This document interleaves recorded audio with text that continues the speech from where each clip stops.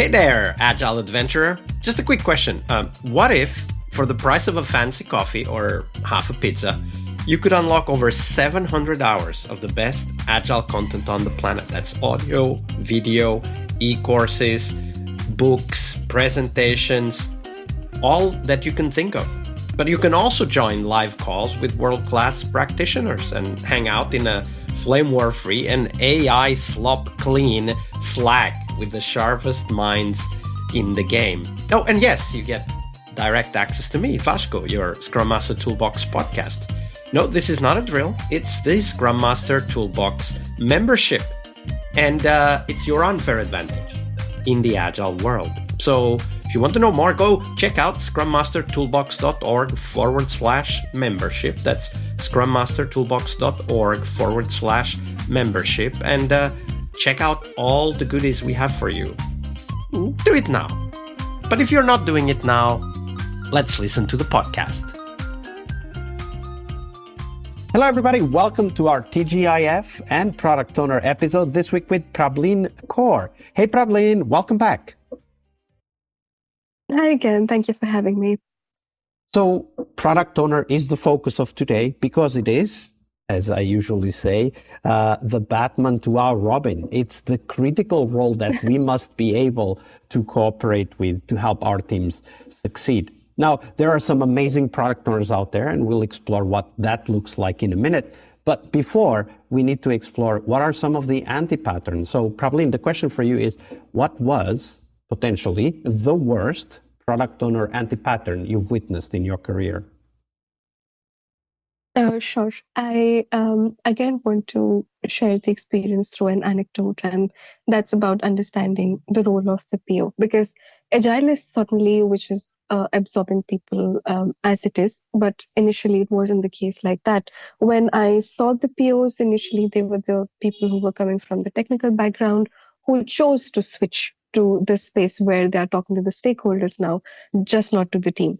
So when you have that technical understanding and technical mind with you, we get to a point where we start directing the team that how they should solve the piece of work or the problem which the stakeholder is presenting in the name of the feature. So if I have to simplify it for you, when we have the PO to the team, the whole understanding of that role is that the PO is going to tell us that what is the priority, what we are meant to deliver, because the PO is talking to the stakeholders. So the PO is the what, and the team is the how. The team decides that how do they want to do it, what should be the tech stack, is it feasible, is it not feasible?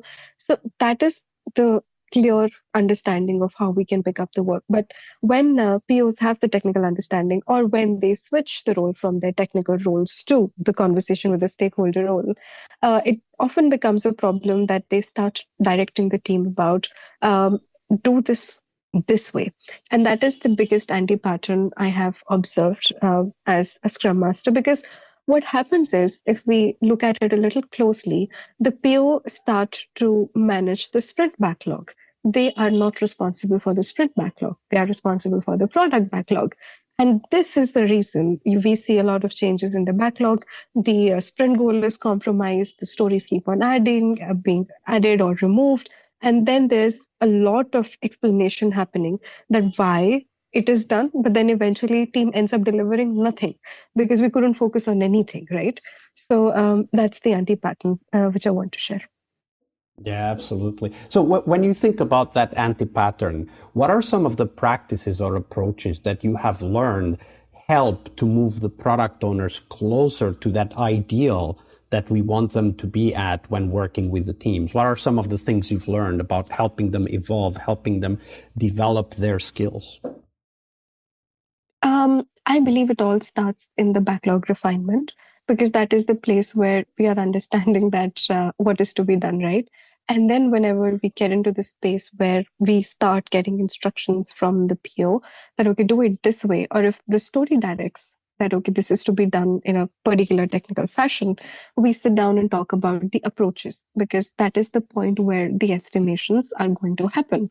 So when team is estimating, I make sure that we are having a proper conversation about all the numbers we see in the poll or in whatever tool you're utilizing.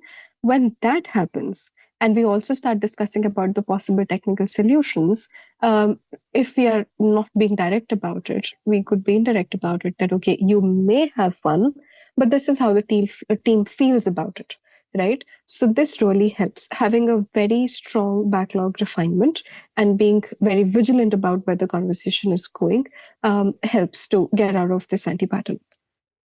Yeah, absolutely. And it's all about conversations, right? It's about creating that Right. space and helping the conversation evolve.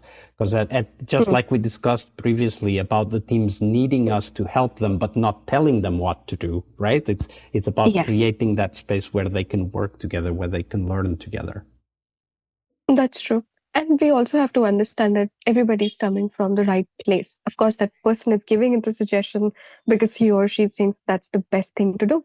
We are trying to be the best. But then we have to understand that there are people around us and they should feel the same about whatever you're suggesting. So that's a conversation to have. Yeah, absolutely. All right, but there aren't only anti-patterns in the product owner space. There Mm. are also some amazing people, excellent professionals who show us what great product owners look like and work like. So share with us the best product owner you've ever worked with. How did they work? So the best product owner I've worked with kind of understood the stakeholders very well. So, coming from the space where the team had multiple stakeholders, and when I say multiple, that's a good number. To be very honest, it's not just three, four, five people; it's beyond that. So, the PO I am talking about, and the experience I've had with him, he has started to understand the pulse of the stakeholders and what to expect from them, because everybody has their initiative and they want it to be prioritized, right? And nothing could be done simultaneously. Everything needs time, a proper structure. So, for me, the best PO is the person who has the superpower of saying no, and they can deal with the stakeholders with the same prowess. That okay, you want that to happen, and of course, because I understand your need, but then you also have to understand that team has limited time, and then there are other stakeholders as well. So that's the point where the PO can push back and make the other person understand that we need time to fix that. And that pushback cannot be random. There has to be reasons about it. It has to come out of preparation. And that's where having the understanding of stakeholders is really important, that how much they'll compromise. That's the point where you bring up the priority, right? So, since he develops the roadmaps, most of the work which is thrown at us is known. That helps the team to prepare better. Also, it comes down to the user stories. The user stories he writes, they are very rich in context. And I'm not talking about the business context about what the story is. He also mentions about who will be impacted. That has really helped us as a team, because when we have multiple stakeholders to deal with or multiple system being affected, it is important to understand that where is the request coming from and who will be impacted out of it, and of course the priority. And generally, people use Jira as the tool. We have the priority as the field, which reflects on the board itself. The moment you open the board, the first thing you see is the priority column, and he uses it very very well. So, if I have to talk about the best PO I've worked with, he had the power of saying no, and he had that power because he has a certain relationship with stakeholders, and that comes out of his preparation, which ends up in a roadmap which is given to the team, and that helps the team prepare. So that's a complete cycle, I believe.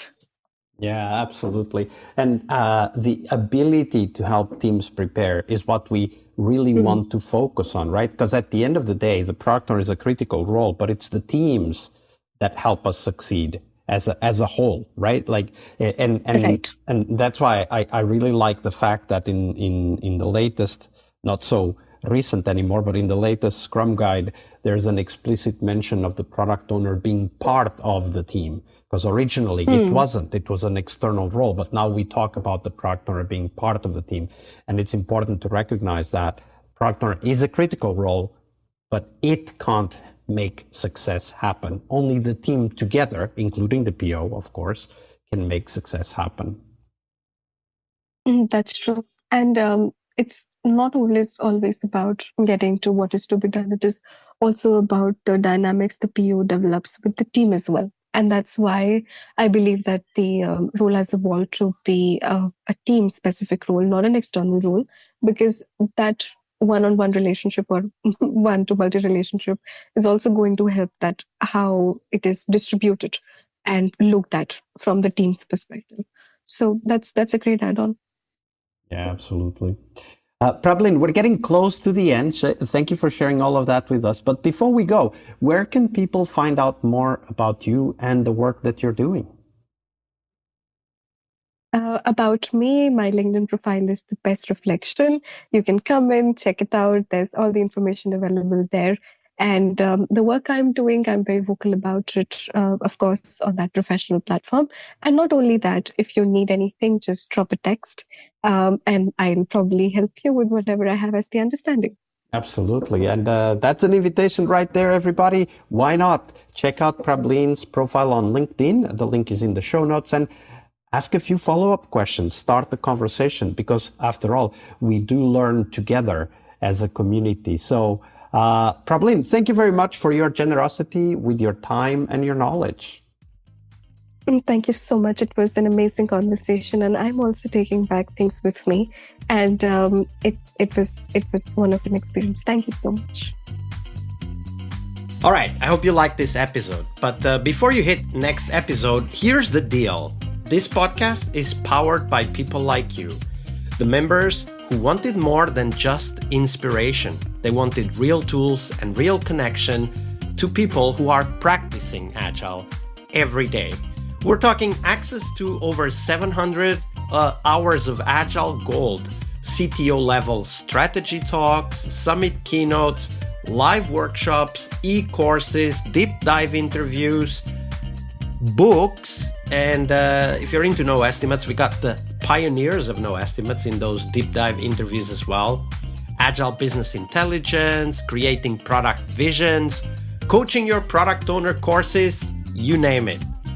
You'll get invites to monthly live Q&As with Agile pioneers and practitioners, plus a private Slack community, which is free of all of that AI slop you see everywhere, and of course, without the flame wars.